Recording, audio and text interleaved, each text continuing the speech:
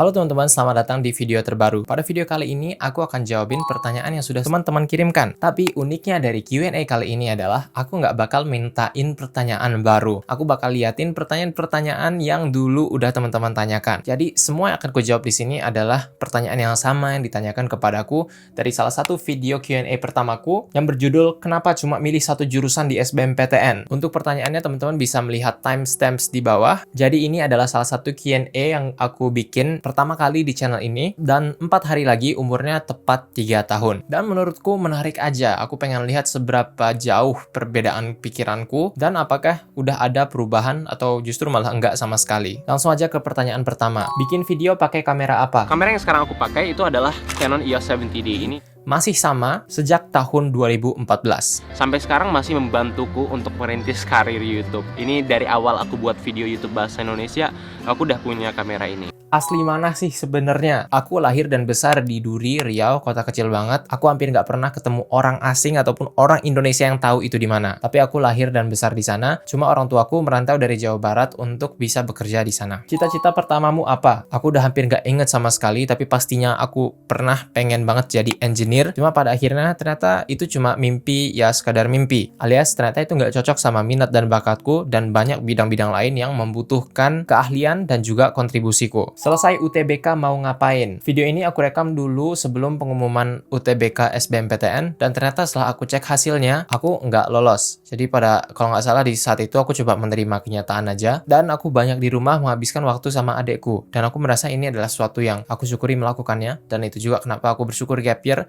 karena adekku masih kecil banget, dan dengan aku ngambil 1-2 tahun gap year, itu membantuku untuk bisa lebih banyak menghabiskan waktu dengan adekku di masa yang formatif buat dia. Dan percayalah, kalau misalnya anak kecil itu kita tinggal 3 minggu, 4 minggu, nanti pas kita ketemu lagi dia udah jadi kayak orang yang berbeda. Jadi aku bersyukur bisa menghabiskan lebih banyak waktu dengan keluarga. Kalau bisa ngobrol sama LTMPT, mau ngomongin apa? Jadi LTMPT ini semacam panitia yang menyiapkan atau menyelenggarakan ujian-ujian masuk perguruan tinggi. Kalau menurutku model-model tes yang ada sekarang, ya itu memang sih kayak misalnya udah ada SBMPTN, SNMPTN yang melihat aspek-aspek yang berbeda dari seorang siswa, tapi aku merasa itu tetap nggak holistik. Aku merasa SBMPTN dan semacamnya itu hanya melihat orang dari satu kacamata saja, dan tidak hanya satu kacamata, karena tesnya ini cuma ada satu kali kesempatan di 1 tahun, kita nggak tahu apa yang bisa terjadi di hari itu. Bisa jadi sebenarnya orang yang capable, mampu, cuma di 1 hari pengecualian ini ada sesuatu yang terjadi. Misalnya mungkin lagi hujan, ada sesuatu terjadi di jalan, atau mungkin kemarinnya dia stres banget, nggak bisa tidur dan pas tes kehilangan fokus. Padahal sebenarnya dia capable, cuma ini kan 1 hari pengecualian gitu. Dan menurutku cara ujian yang sekarang itu kayak nggak mengambil atau nggak melihat orang secara keseluruhan, dia cuma melihat satu aspek tertentu aja, dan juga di hari H itu banyak sekali hal tak terduga yang bisa terjadi, dan kadang kita beruntung, kadang enggak, semuanya bisa terjadi di sana. Mungkin untuk kedepannya, alangkah baiknya kalau misalnya kita punya semacam surat atau motivation letter gitu, yang menunjukkan bahwa kita emang udah pernah engage atau punya tujuan yang jelas di jurusan yang pengen kita pilih. Karena ini yang banyak dilakukan oleh universitas yang kualitasnya bagus di luar negeri. Kita nggak hanya dilihat nilai akademik atau nilai skornya aja, tapi kita pengen lihat engagement dan ketertarikannya ada nggak sebenarnya di ilmu itu. Kalau misalnya sedikit nggak pandai, tapi dia beneran tertarik, itu bakal lebih gampang untuk ngejarnya, daripada kalau misalnya ya dia cuma masuk, dan ternyata pas dia masuk, itu bukanlah sesuatu yang buat dia. Bahkan di luar negeri, kalau teman-teman tanyain orang-orang yang kuliah di universitas-universitas top dunia, itu sangat-sangat wajar untuk berubah jurusan. Kalau misalnya nggak cocok, ya udah tinggal ganti aja. Padahal itu udah nulis motivation letter loh. Sedangkan di Indonesia kita nggak punya motivation letter, pas sudah masuk, mau ganti jurusan, itu stigmanya kayak tinggi banget, dianggap nggak mampu, dianggap gagal, dan semacamnya. Dan mungkin kita juga perlu sadari, nggak semua orang punya privilege untuk bisa ganti jurusan. Banyak orang yang memang harus melakukan waktu atau masa kuliahnya itu on time, biar dia bisa kerja atau bantu orang tua dan semacamnya. Dan aku rasa dengan kita mempunyai sistem tes yang nggak begitu holistik, atau nggak beneran mencoba memverifikasi lagi ketertarikan orang itu seperti apa, pada akhirnya banyak orang yang terseleksi ke jalur yang akhirnya ternyata itu bukan buat dia, tapi dia nggak bisa apa-apa tentang itu. Bagi orang-orang yang ikut tesnya, mungkin nanti bakal banyak yang kesel kalau misalnya ini benar-benar terjadi, tapi aku rasa ini adalah hal yang sangat-sangat penting. Bahkan adekku yang sekarang SMA mau kuliah, aku tanyain jurusan apa, katanya mau jurusan ABC, tapi pas aku tanyain alasannya sama juga. Ini kagum doang, bukan kayak bukti bahwa ada engagement atau ada ketertarikan yang pengen dikembangkan di bidang itu. Dan makanya aku sendiri nyaranin ke adekku mendingan kayaknya gap year atau cari bener-bener kayak aktivitas yang bisa kita isi supaya bisa tahu nanti pilihan jurusannya apa dan bener-bener kayak klop di situ. Kalau ternyata akhirnya enggak, ya udah nggak masalah. Aktivitas yang kita lakukan tetap berguna dan ganti jurusan ya udah ganti jurusan aja. Itu bukanlah suatu keputusan hidup mati yang seringkali dibikinkan oleh orang-orang. Pertanyaan berikutnya, kenapa tetap mau masuk sekolah teknik meskipun matematikanya kurang? Nah, ini kenapa? Itu juga aku nggak tahu. Mungkin aku sama kayak banyak anak SMA lainnya. Kita kadang baru belajar sesuatu kalau kita udah serius mengalaminya. Banyak orang udah tahu bahwa kita harus makan sehat, tapi dia nggak makan sehat sampai nanti ada keluarganya yang sakit atau dirinya sendiri yang sakit. Disitulah baru dia memutuskan, oke, di saat ini aku akan stop ini, stop itu. Aku mulai makan sayur mayur dan semacamnya. Karena dia udah ngelewati dan disitulah dia baru bisa benar-benar meresap sebenarnya apa hikmah yang ada di situ. Sama kayak aku sendiri, mungkin udah banyak orang yang bilang, kayaknya nilai kamu sangat-sangat bagus di sini, matematika kamu oke, tapi kayaknya banyak orang yang jauh lebih bagus di sini. Mending kamu pilih jurusan-jurusan kira-kira kamu itu aptitude atau bakatnya itu ada di mana. Tapi lagi-lagi, aku nggak dengar, aku bilang, ya ini bisa diusahain, ini bisa itu, bisa ini. Padahal itu kayaknya udah kode bahwa emang ini jurusan yang nggak cocok, dan ternyata pada akhirnya emang nggak cocok. Hikmahnya baru aku sadari setelah aku menjalani prosesnya sendiri. Kenapa cuma milih satu jurusan di SBMPTN? Jawabanku masih sama kayak dulu, karena pilihan keduaku adalah gap year. Ini aku coba jurusan 1 di SBMPTN, pilihan keduaku gap year, karena aku emang sebenarnya nggak tahu mau belajar apa. Tapi di saat yang bersamaan, aku juga pengen make jatah ujianku. Ternyata gagal, ada jalur mandiri, aku daftar. Ternyata pada akhirnya terbukti bahwa aku nggak cocok di jurusannya, dan emang pilihan keduaku, yaitu gap year lah ternyata yang terbaik buatku. Kalau ditolak SBMPTN mau ngapain? Aku juga penasaran dulu aku jawab apa ya. Besar, gue pengen mengizinkan diri gue untuk sedih dulu dan sesegera mungkin bangkit kembali supaya kembali ke jalan yang benar. Hal yang berikutnya, tantangan yang berikutnya, yang jelas nih, salah satu goal besar gue yaitu adalah lanjutin channel YouTube ini, fokus membangunnya. Karena sebentar lagi gue mau kuliah dan udah saatnya gue belajar lebih mandiri, independen, dan wow, aku di situ udah fokus untuk bagaimana caranya mencari sumber pendapatan sendiri. Dan apa yang bisa dicapai melalui YouTube dan media sosialku ini, yang sekarang ada portfolio onlineku dan semacamnya, itu adalah hal-hal yang sama sekali nggak kubayangkan di saat aku bikin video ini. Tapi jadi emang cepet banget dunia digital ini berputar, dan ini aku merasa sangat beruntung di posisi diriku saat ini. Di situ aku pengen hidup independen supaya nggak bergantung dengan orang tua dan punya pendapatan sendiri. Dan alhamdulillah kalau dari segi itu semuanya udah aku rasa tercukupi, kecuali untuk hal-hal yang besar banget dalam artian kayak mungkin aku mau beli rumah atau apa. Semua kebutuhanku itu udah aku tanggung dengan pendapatanku sendiri. Biaya sekolah, biaya sehari-hari, biaya travel, biaya beli baju, beli buku dan semacamnya itu udah full dari hasil pendapatanku sendiri. Kemudian bisa juga explore hal-hal yang sebelumnya belum sempat gue explore, dan mana tahu ntar ada pertimbangan-pertimbangan lainnya tentang tujuan kuliah gue. Jadi explore hal yang belum dieksplor, dan mana tahu nanti menemukan pertimbangan lainnya tentang tujuan kuliah. Ini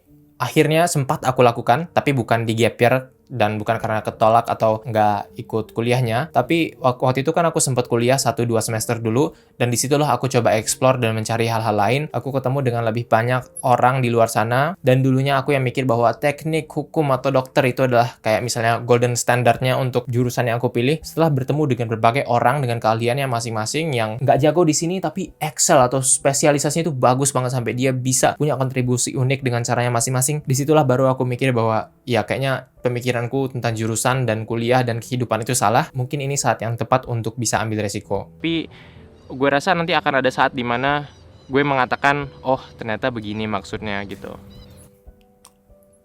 Akan ada saat dimana aku berkata, oh ternyata gini maksudnya. Dan ya, itu menurutku pada akhirnya sekarang aku udah bisa bilang, oh begini maksudnya. Pertanyaan berikutnya, tips bagi yang mau ikut model United Nations atau MUN. Dulu aku hobi banget ikut MUN, lomba-lomba debat dan semacamnya. Cuma aku merasa aku nggak terlalu berkembang di situ. Aku rasa di masa itu emang udah ngebantuku, kayak jadi tahu gimana cara menulis, menyusun argumen dan semacamnya. Tapi pada akhirnya itu ya berguna untuk fase hidupku saat itu. Tapi di saat ini itu bukan sesuatu yang aku tertarik kepadanya, dan aku juga nggak ada pikiran untuk bisa atau masuk ke dalam lingkungannya lagi. Bukan karena lingkungannya gimana-gimana, cuma ya aku merasa kayak apa yang aku lakukan atau apa yang ku pelajari itu return of investment-nya kayaknya yang terbesar bukan di sana lagi. Dengan waktuku yang terbatas, mending aku fokusin ke sini, yang nanti aku dapatkan itu kayak jauh berkali-kali lipat dalam segi pengembangan diri dan semacamnya. Apakah kamu orang yang terencana atau spontan? aku dulu menjawab bahwa aku setengah-setengah, dan sekarang aku tetap merasa begitu. Kayak misalnya untuk travel aja, katakan aku emang terencana, itu kayak 1 tahun ke depan, kadang aku udah tahu aku mau kemana-mana aja, tapi di hari hanya, itu aku sangat-sangat spontan, fleksibel mau ngapain aja. Atau strategi kuliahku saat ini, misalnya di tahun atau semester keempat aku mau pertukaran pelajar, semester kelima aku mempertimbangkan ngambil berapa SKS, itu udah aku bayangin, tapi di saat yang bersamaan kayak proses untuk menuju ke sananya itu bisa berbeda. Untuk target-target besarnya yang jarak jauh, yang jarak menengah sampai jauh, itu kalau bisa emang udah aku pikirin, ada gambaran kasar tentang itu, tapi untuk praktek di kesehariannya, itu aku cenderung spontan dan harus bisa adaptasi, dan kadang banyak hal yang nggak sesuai dengan pikiran kita, dan kita harus fleksibel dan tahu kapan untuk manuver, membuat keputusan yang terbaik dengan apa yang disuguhkan pada kita pada saat itu. Apa yang harus dilakukan ketika jenuh dalam belajar? Cuma mungkin sekarang outlookku itu udah agak berubah. Pertama, ya mungkin karena emang aku punya keuntungan atau kelebihan atau privilege dalam bisa ganti jurusan, dimana pada akhirnya aku bisa trial and error di mana jurusan yang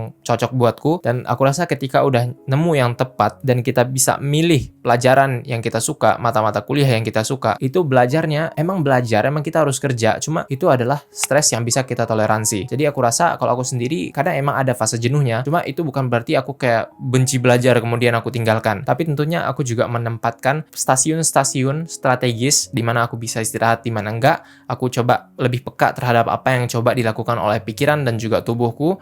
Kalau misalnya dia bilang istirahat di saat itu, dia akan istirahat. Jadi sekarang aku agak jarang nih untuk pakai to-do list, karena aku tahu badanku dan juga diriku secara otomatis tuh bakal belajar juga. Mungkin nggak harus aku duduk di dalam ruangan, kemudian Pomodoro teknik 2 kali 25 menit. Tapi aku tahu nanti pas di bus, mungkin aku bakal ngeluarin buku katakan yang berkaitan dengan uang. Atau nanti sebelum tidur misalnya aku baca buku yang berkaitan dengan motivasi manusia. Semua itu adalah hal-hal yang berkaitan dengan ilmuku, dan target utamaku kan lagi-lagi bukan dapat nilai bagusnya. Nilai bagus itu adalah byproduct itu atau hasil sampingan dari tujuan besarku, misalnya untuk menyelesaikan suatu masalah di masa depan, yang mana kalau misalnya tujuanku adalah untuk dapat nilai tinggi, mungkin emang aku harus ngekurung diriku dan ngedrill soal berjam-jam. Tapi karena tujuanku ada di jangka panjangnya dan aku terima bahwa mungkin nilaiku nggak bakal setinggi itu, tidaknya cukup bagus, itu aku udah oke. Aku bisa belajar dengan cara-cara yang paling aku suka dan apa yang diinginkan oleh pikiranku pada saat itu. Kalau misalnya di bus aku moodnya dengar podcast, aku dengar podcast. Kalau misalnya moodnya baca, aku baca. Kalau misalnya moodnya ngedrill soal atau aku tahu akan ada ujian dengan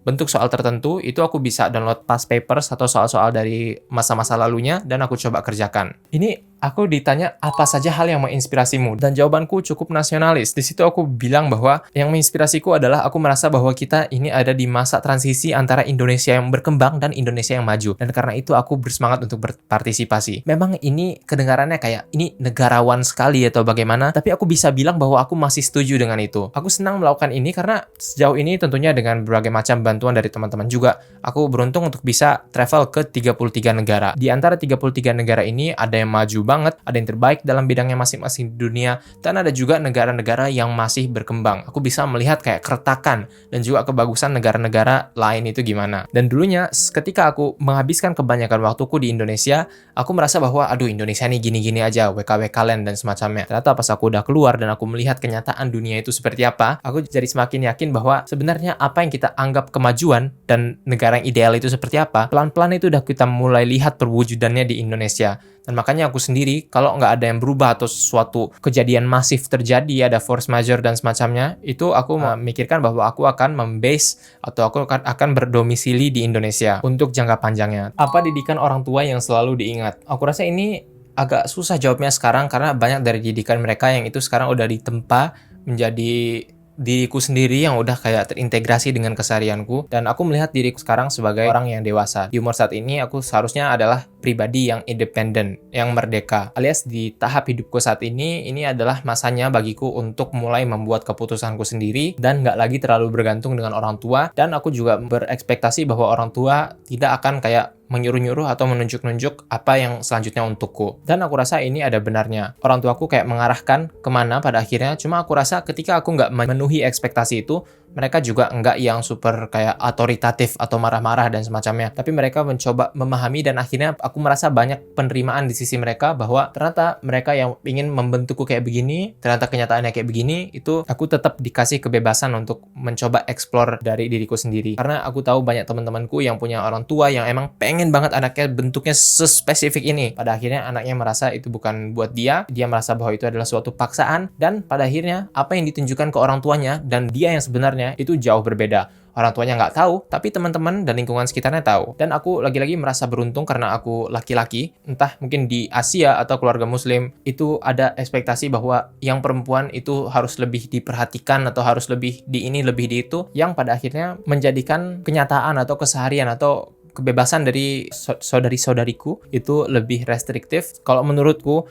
andaikan mereka punya kebebasan lebih untuk membuat keputusan untuk diri mereka sendiri, menurutku itu akan jauh lebih baik. Aku juga menyadari bahwa ada bagian besar dari subscriber baseku itu yang perempuan, dan emang banyak komen yang sering aku dapatkan itu adalah, "Kak, aku perempuan, orang tua aku nggak bolehin ini, nggak bolehin itu." Dan aku sebagai orang yang 5 bersaudara, punya saudari-saudari perempuan, aku juga menyadari itu, dan aku merasa nggak setuju dengan banyak cara bagaimana keluarga-keluarga kita itu menempatkan restriksi atau batasan seperti ini, seperti itu kepada perempuan. Tips skincare Bang. Di sini aku ngejawabnya agak panjang. Dulu ada skincare rutinku, itu karena aku sempat ada fase jerawatan atau kayak beruntusan selama setahunan mungkin di SMA. Tapi sekarang udah jauh lebih baik, dan skincare rutinku sekarang adalah cuci muka aja. Sekali di pagi hari setelah bangun tidur, sekali di malam hari sebelum tidur. Habis itu maintenance secara rutin dengan kayak ya pakai sunscreen kalau tahu mau keluar dan semacamnya. Tapi yang terbaik menurutku adalah dengan atur pola makan, sering olahraga dan semacamnya. Meskipun aku udah skincare rutin berapa lama, perubahan yang bener-bener aku rasakan itu terjadi setelah aku mulai lari dan aku mulai fokus ke makanan apa yang masuk ke dalam tubuhku. Aku mengurangi makanan berminyak, makanan bergula, dan berbagai macam pilihan makanan yang kurang sehat lainnya. Lumayan menarik melihat perbedaan pendapatku dengan apa yang aku berikan di video ini. Teman-teman bisa menonton Q&A ku yang sebelumnya di sini.